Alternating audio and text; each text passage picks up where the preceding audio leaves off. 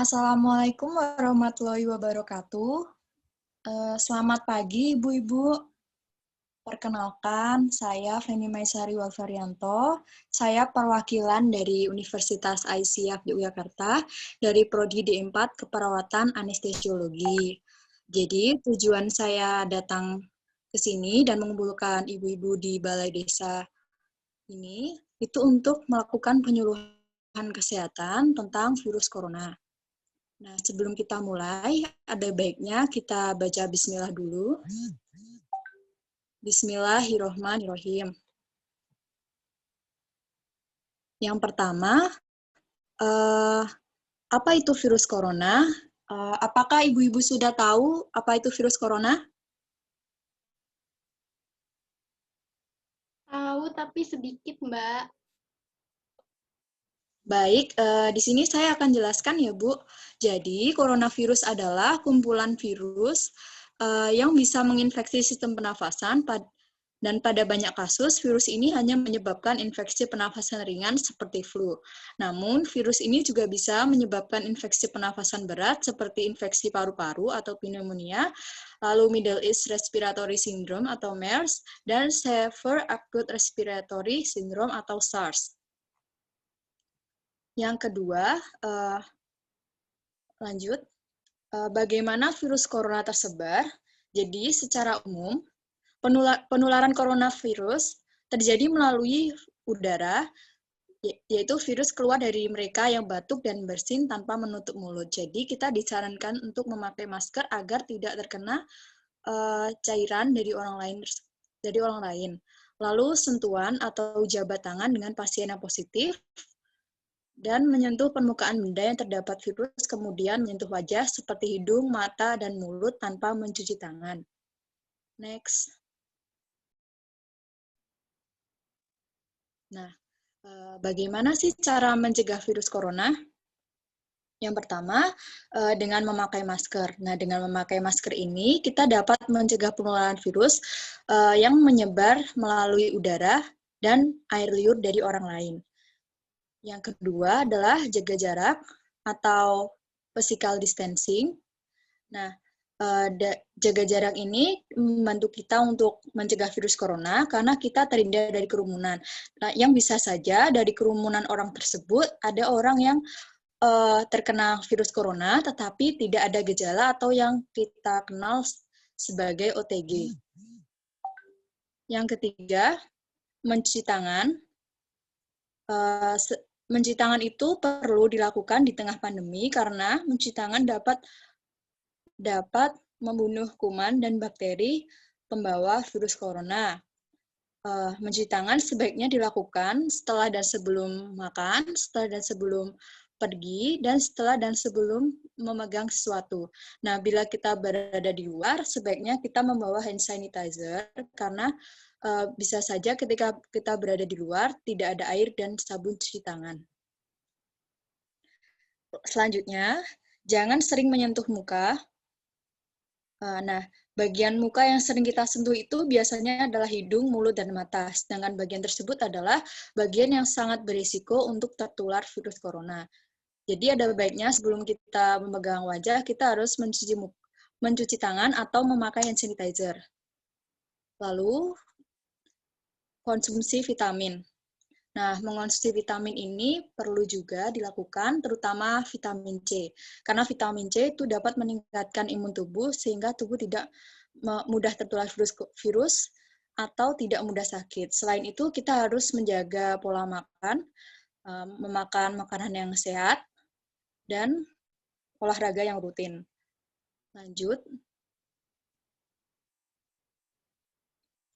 Nah, tanda dan gejala virus corona yaitu demam. Biasanya demam ini di atas 38 derajat dan sudah berlangsung selama beberapa hari.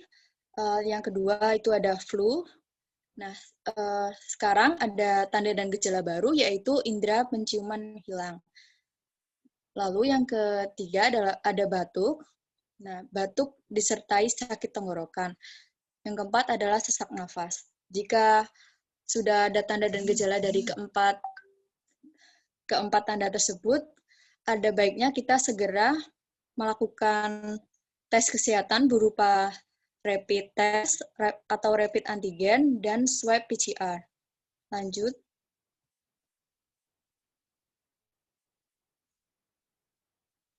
Nah, sekarang bagaimana jika sudah tertular? Nah, ada beberapa saran, yaitu satu, merujuk penderita COVID-19 untuk menjalani perawatan dan karantina di rumah sakit yang ditunjuk. Lalu, memberikan obat pereda demam dan nyeri yang aman dan sesuai kondisi penderita. Yang ketiga, menganjurkan penderita COVID-19 untuk melakukan isolasi mandiri dan istirahat yang cukup. Yang keempat, menganjurkan penderita COVID-19 untuk banyak minum air putih untuk menjaga kadar cairan dalam tubuh. Lanjut. Nah, komplikasi coronavirus 19 yaitu jadi virus corona itu bisa menyebabkan beberapa komplikasi serius, yaitu pneumonia, infeksi sekunder pada organ lain, gagal ginjal, akut cardiac injury, dan bahkan bisa menyebabkan kematian. Nah, saya juga ada poster, akan ditampilkan posternya.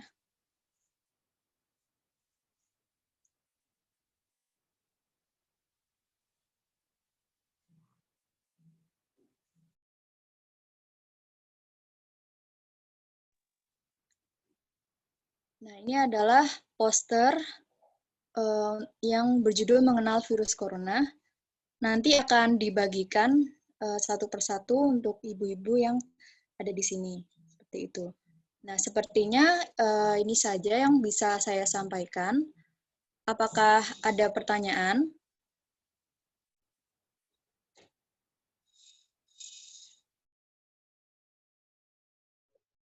Baik, Bu, saya izin bertanya.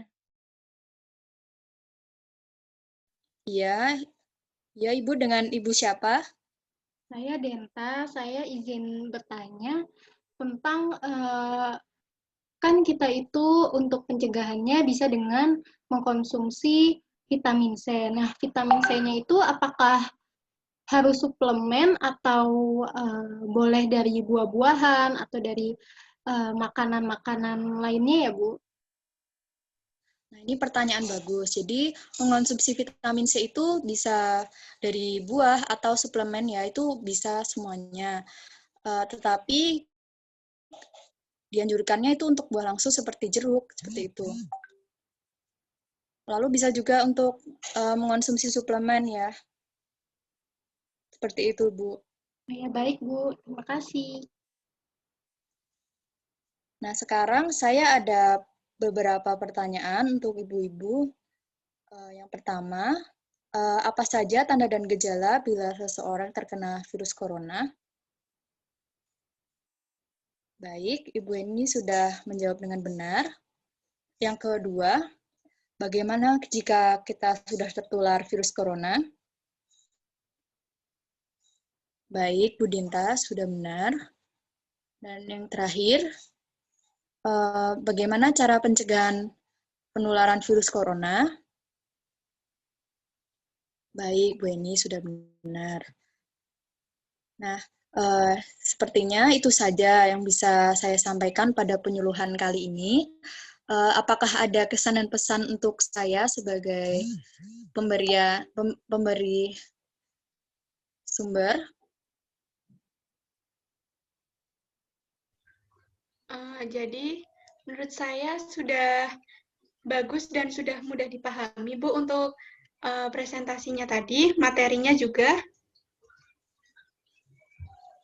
Baik, terima kasih Ibu Heni.